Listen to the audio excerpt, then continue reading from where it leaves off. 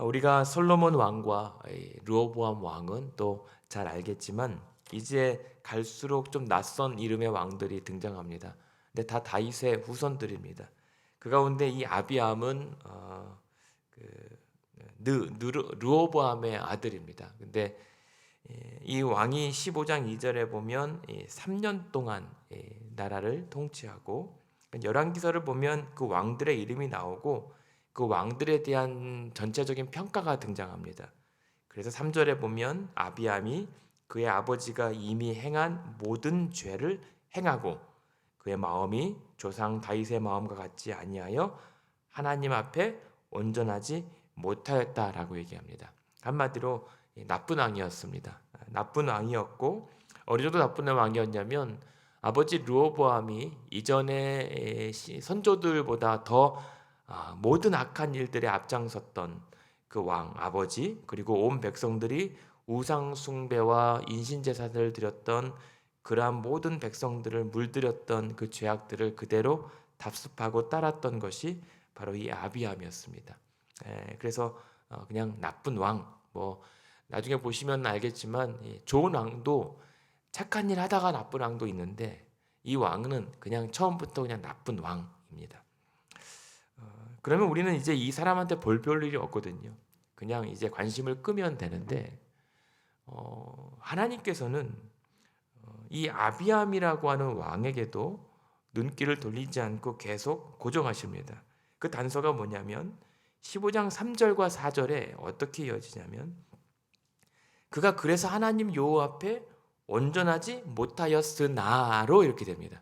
이게 무서운 겁니다. 그러니까 성경에서 그러나라고 하는 게 좋았던 것이 악해질 수 있는데 정말 끝났다 싶을 때 그러나 들어간 것은 하나님의 기가 막힌 반전의 은혜가 이제 있다라고 하는 것입니다.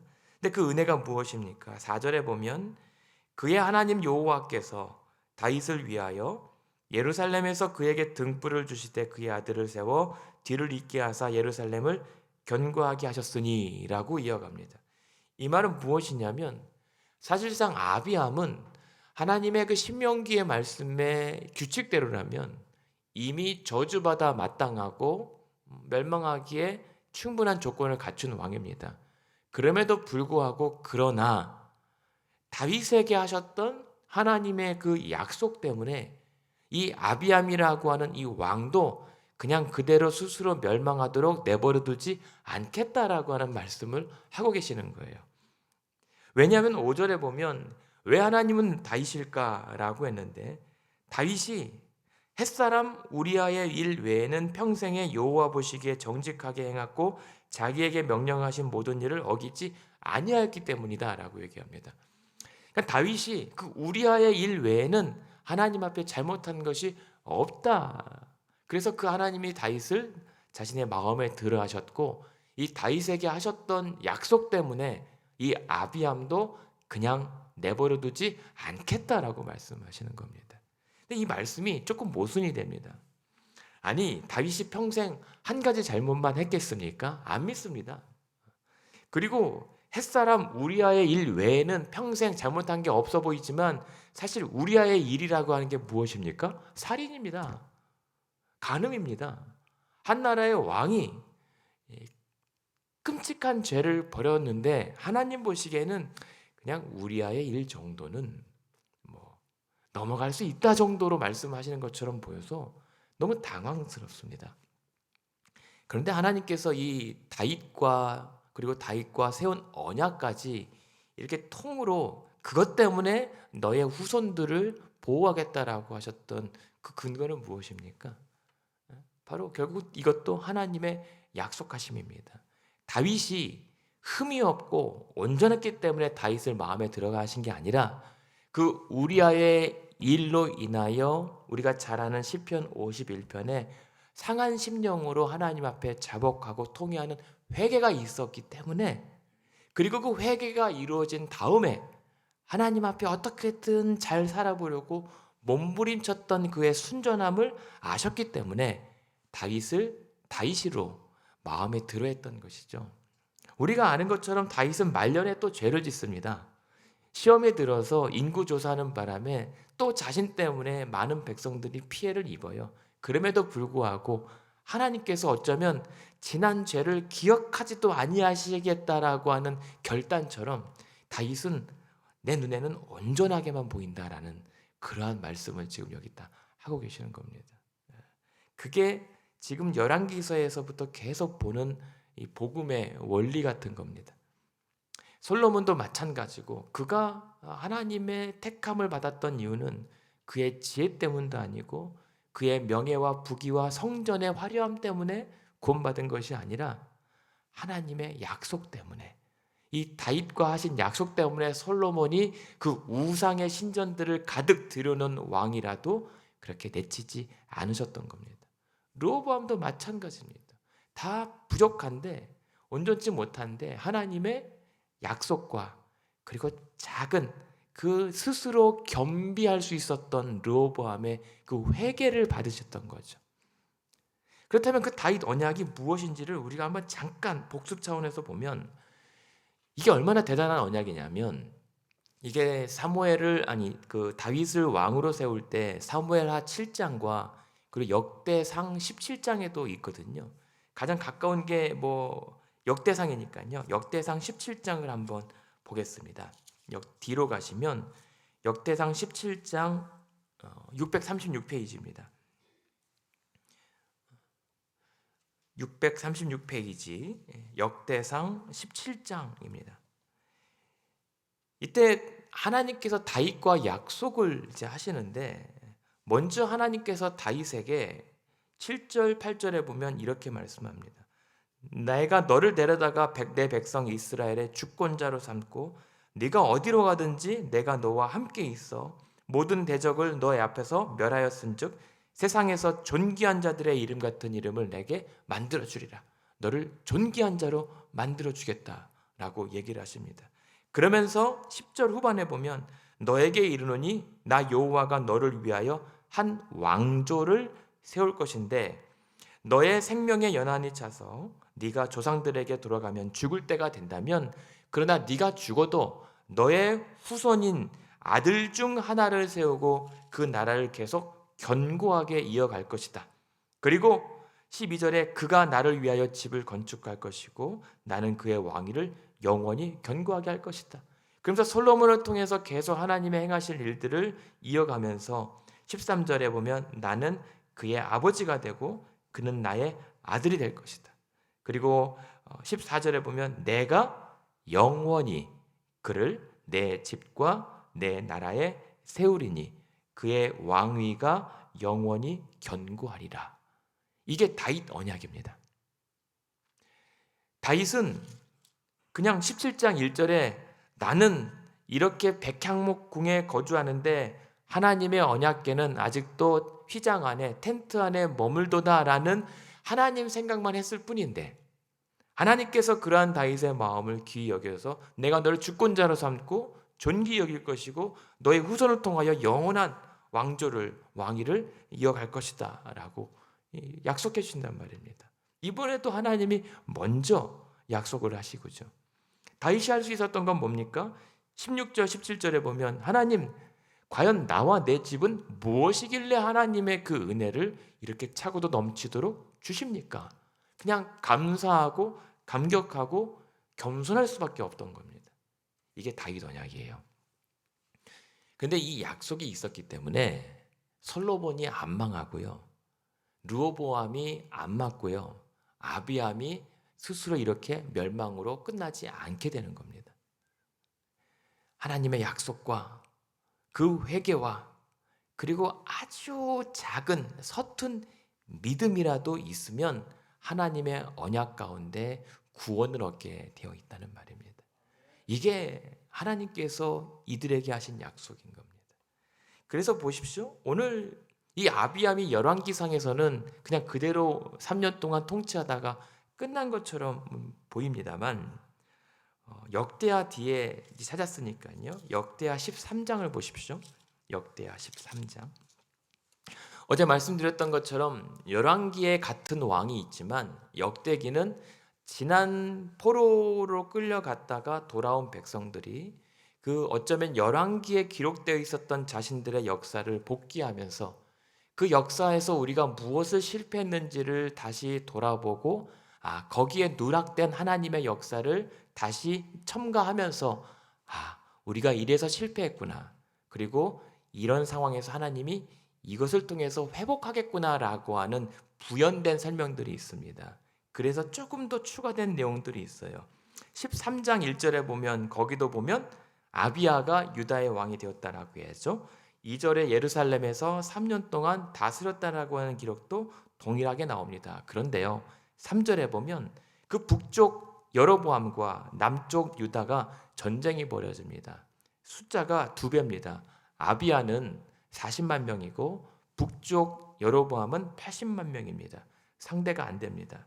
그런데 이 아비야가 아버지의 악을 다 따라서 행했던 줄로만 알았는데, 그래도 이 아비야에게 뭐가 있었냐면, 그래도 적어도 3대라면서요. 그래도 할아버지, 아버지에게 어느 정도는 보았고 배웠을 아주 작은 하나님에 대한 그리고 그것이 하나님에 대한 서툴더라도 아주 작게나마 있었던 믿음이 여기에 등장합니다. 그러니까 이 아비야가 사실은 르호보암이 11장 거기 22절에 보시면 아버지가 왕위로 있을 때 이미 자신을 후계자로 세운 바가 있어요. 그래서 이미 나라 통치나 이런 것들은 일찌감치 배웠고, 또 하나님의 일들을 배우면서 어떤 영향이 있겠습니까? 그런 가운데 12장 6절에 아버지 르호보암이 악을 행하다가 하나님께 스스로 겸비하고 스스로 지혜롭게 행했을 때 하나님께서 이 나라를 회복하시는 것을 그래도 곁에서 보았단 말입니다. 이게 중요한 겁니다. 작게나마 조금이나마 보게 했던 것, 듣게 했던 것, 알게 했던 것이 어느 지점에 우리의 후손들도 결국은 그것이 하나님의 크신 역사로 이어질 수 있는 단초가 된단 말입니다. 그래서 이 13장으로 보면 이러한 아비야가 이 여로보암 자신의 2배나 되는 군대 앞에서 뭐라고 얘기합니까? 13장 5절입니다. 열왕기서만 봤을 때는 과연 이럴 사람일까라고 싶을 정도로 5절에 이스라엘 하나님 여호와께서 소금 언약으로 이 나라를 세우셨다. 그러나 당신들 여로보암 북쪽에는 하나님을 거역하고 7절에 남봉꾼과 잡배들만 모여 있으면서 우리 아버지가 르호보암이 마음이 약해서 너희들 치려고 했는데 그때 하나님이 가로막는 바람에 못 쳤는데 이제는 가만두지 않겠다. 9절입니다.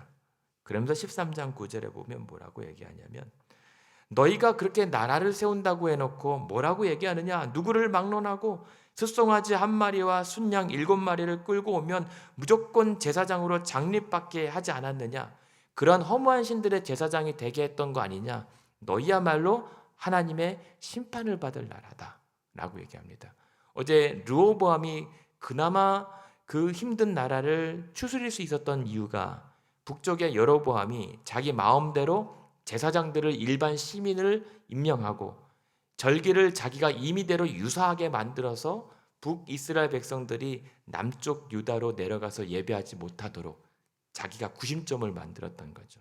근데 오히려 그것 때문에 진짜 레위인과 제사장들이 신앙의 자유를 쫓아서 남쪽 르호보암을 찾아와서 예루살렘에 하나님을 찾는 백성들이 존속해 되는 바람에 나라가 강성해질 수가 있었다는 말입니다. 어제도 말씀드렸던 것처럼 여호와를 찾는 자들이 있다면 가능성이 있는 겁니다. 하나님께 예배하려고 그렇게 순전한 믿음으로 견뎌내는 자가 있다면 소망이 있는 겁니다. 그런 것처럼 그때 이 아비야가 그러한 모습들, 아버지에게가 불리하고 백성들이 다 떠난 줄 알았는데 하나님을 위해 예배하기 위해서 내려온 이 제사장들이 하나님을 찾는 동안 나라를 추스려가는 것을 봤을 때 아비야는 어쩌면 악을 행하다가도 이러한 위기에 결국은 기대고 의지할 것은 여호와 하나님 한 분이라는 사실을 알았을 거란 말입니다. 그 근거가 뭐냐면 10절입니다. 10절에 보면 우리에게는 여호와께서 우리 하나님이 되신다. 이 한마디로 끝나버린 겁니다. 이게 복음입니다. 예. 이 왕들의 기록 다 보십시오. 정말 볼품없고 정말 한심한 왕들입니다. 이 사람들을 왕으로 섬겼다고? 근데 이들이 왕이 될 수 있었던 것은 결정적인 순간에 한 방이 있었던 겁니다. 아니면 이 한 방이 없었거나. 우리에게는 여호와께서 우리 하나님이 되신다. 그리고 우리에게는 하나님을 배반하지 않고 아론의 자손이여 레위 사람들이 수종드로 하나님께 예배한다. 우린 우상을 숭배하지 않고 하나님만 섬긴다. 사실 거짓말이거든요. 실컷 아버지의 약을 따라서 우상 숭배했을 것 같은데 정신 차렸단 말입니다. 이 순간만큼은 어떻게 됐든지. 그러면서 11절 후반에 더 나갑니다. 아비야가. 우리는 우리 하나님 여호와의 계명을 지키는 자들이다. 그러나 너희는 하나님을 배반했다. 그래서 12절에 하나님이 우리와 함께하사 우리의 머리가 되신다. 이 고백, 정말 이 아비야, 평가는 악화나기고 참 별 볼 일 없는 정말 버림받아 마땅한 왕인데 전쟁에서 하나님이 우리 하나님이 되시고 우린 하나님의 계명을 지키고 하나님이 우리와 함께 하시고 머리가 되신다. 이 말로 전쟁이 끝난 겁니다. 그래서 14절에 보면 뭐라고 합니까? 그러나 군대가 2배니까 앞과 뒤로 다 둘러싸여요. 둘러싸여 있었더니 이 유다 백성들이 너무 사람이 앞뒤로 차고 들어오니까는 하나님께 부르짖습니다. 여호와께 부르짖습니다. 이것도 중요합니다. 왜냐하면 무섭다고 도망간 것이 아니라 이러한 포위된 상황에서 유다 군사들이 여호와께 부르짖을 수 있었다라고 하는 것도 엄청난 은혜인 겁니다. 왜요? 15절에 보니 그렇게 소리 지르매 하나님이 유다 사람이 소리 지르매 유다 사람이 소리 지를 때 이 말은 앞뒤로 그냥 경악을 금치 못했던 소리 지를 수밖에 없었던 것이 고작이었던 백성들이 그때 하나님이 여로보암과 온 이스라엘을 아비야와 유다 앞에서 치셨다고 얘기합니다. 하나님이 그들을 한순간에 쳐버리시고 그리고 16절에 보면 하나님이 그들을 이 아비야 유다 백성들의 손에 넘기시는 장면, 하나님이 싸워서 이겨주신 겁니다. 그러면서 18절 17절에 보면 이들이 다 넘어졌는데 이 승리의 원인이 무엇입니까? 근본 원인이 18절 후반에 하나님 여호와를 의지하였기 때문에 이들이 이겼다 이겁니다. 이게 우리가 믿는 하나님이고요. 이게 기독교 신앙입니다. 참 우리가 보기에는 저거 안 내치고 끝났어라고 해야 될 상황에서 스스로 겸비하여 하나님의 언약 백성으로서 하나님께 돌아와 하나님이 오늘도 나의 하나님이 되셔야만 살 수 있습니다라고 부르짖는 자들을 전혀 지난 일을 기억하지 않고 마치 오늘 내가 만난 자녀처럼 보호하시고 그를 구원하신다는 사실입니다.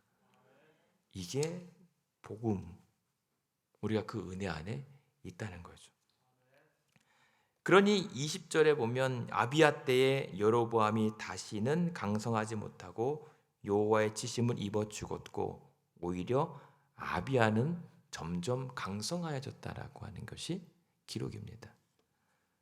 그러니까 지금 이 역대기 11개에 있었던 역사 속에서는 패배와 실패였고 그러나 그 실패조차도 인지하지 못했을 겁니다. 근데 이 역대하 13장의 기록을 다시 바벨론 포로의 실패와 멸망을 겪고 돌아온 백성들이 이 아비야의 사건을 돌아보면서 이제 뭘 배웠겠습니까? 우리가 돌아왔는데 완전히 망해버린 이 허허벌판에서 우리가 할 것은 무엇인가? 하나님의 언약을 그리고 르호보암처럼 우리가 스스로 겸비하여 모든 어떤 것들을 건물을 세우는 것이 아니라 우리가 하나님 앞에 겸손으로 회개하며 돌아가는 것. 그 가운데 이 아비야의 역사를 다시 누락된 것을 기록하면서 지금 우리에게 필요한 건 무엇이겠는가? 서툴고 어설퍼도 여호와가 우리 하나님 되신다라고 하는 이 믿음, 이 믿음으로 다시 한번 일어나 보자는 겁니다.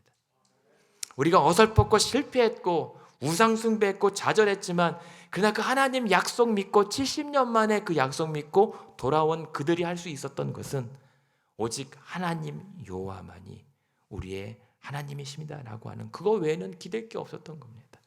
그랬을 때 하나님이 일하실 것이다. 그랬을 때 하나님이 우리의 이러한 어려운 상황에서도 여전히 우리를 도우실 것이다.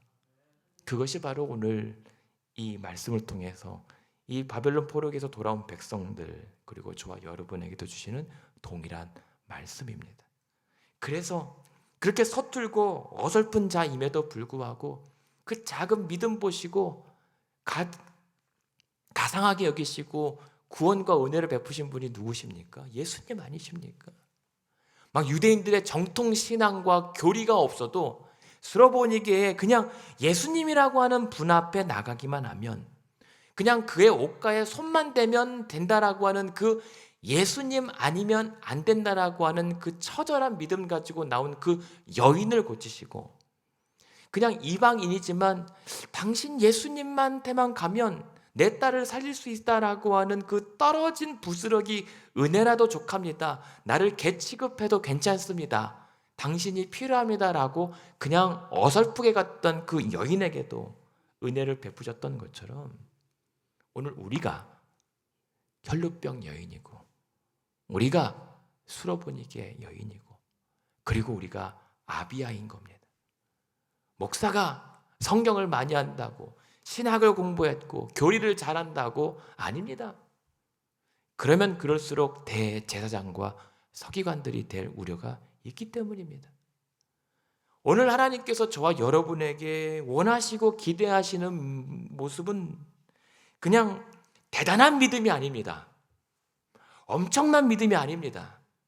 투박하고 거칠고 그냥 모자라 보여도 순전한 믿음입니다. 당신 아니면 안 됩니다. 하나님 아니시면 안 됩니다. 다른 어떤 설명과 화려한 형용사로 그냥 섞지 말고 그냥 순전함. 하나님이 나의 하나님이십니다. 예수 그리스도만이 나의 구원이십니다. 이 고백이면 하나님께서 기뻐 받으시는 겁니다. 그래서 오늘도 우리가 이 적은 믿음 가지고 크신 능력을 경험할 수 있는 것은 다 하나님의 은혜인 겁니다. 우리가 흔히 말하잖아요. 오병이어가 그 조그만 아이의 그 떡덩어리들이 크신 능력이 되는 것처럼 오늘도 우리가 보잘것 없는 것, 우리가 해봤자 솔로몬만큼 해드렸겠습니까? 그럼에도 불구하고 그냥 오늘도 간절함으로 나온 이 아침에 여러분들을 하나님께서 기히 여기시고 존귀 여기시고 어여삐 여기시는 바람에 오늘도 하나님의 위대하신 능력을 우리가 구하여 경험할 수 있게 된 겁니다. 그것이 예수 그리스도의 십자가의 언약 아래 누구든지 예수 그리스도의 이름을 부르짖으며 나오는 자들은 회개하여 구원을 얻게 하시는 그리고 멸망하지 않고 영생을 얻게 하셨기 때문에 우리가 오늘도 하나님의 자녀로 살게 된 혜택을 누리며 사는 겁니다. 우리가 해드린 게 없습니다. 그냥 우리는 오늘도 어제 깜빡했는데 오늘 아침에 아차 믿음 오직 예수인 겁니다. 그렇게 오늘도 저와 여러분이 그렇게 하나님의 그 약속되신 십자가의 언약 아래 십자가 아래 고난주간이 끝났다고 우리의 회개가 끝난 건 아니잖아요. 오히려 고난주간이 끝났기에 더 십자가의 그리스도의 남은 고난을 우리의 육체에 채워나가는 성도들인다면 날마다 예수의 이름으로 부르짖고 우리의 부족함을 회개하되 회개는 나는 망했습니다가 아니라 그러나 그러한 자들을 오늘도 새롭게 일으키시고 오늘도 하나님이 나의 여호와십니다라고 부르짖는 자들에게 그 믿음을 보셔서 하나님께서 저와 여러분을 오늘도 다스리고 도와주실 줄로 믿습니다. 그래서 오늘 서툴어도 순전한 신앙의 고백이 있다면 그 순전한 신앙을 하나님께서 온전한 믿음으로 성장케 하실 것입니다. 오늘 저와 여러분에게 하나님이 바라시는 것 그거 한 가지입니다. 우리의 믿음이 온전해지는 것. 대단해지는 게 아니라 온전해지는 겁니다. 그 온전함의 기준이 무엇입니까? 예수 그리스도의 형상에 닮는 것, 그리스도의 장성한 분량에 이르는 것, 아들을 본받는 것입니다. 그렇게 저와 여러분이 예수 그리스도의 형상을 꼭 닮아가는 그런 믿음으로 갈 때에 오늘도 우리가 아니라 예수께서 우리를 끝까지 붙잡고 가실 줄로 믿습니다. 그러한 은혜의 하루, 그러한 믿음의 하루, 그러한 능력의 하루 되시기를 우리 예수님의 이름으로 축원합니다.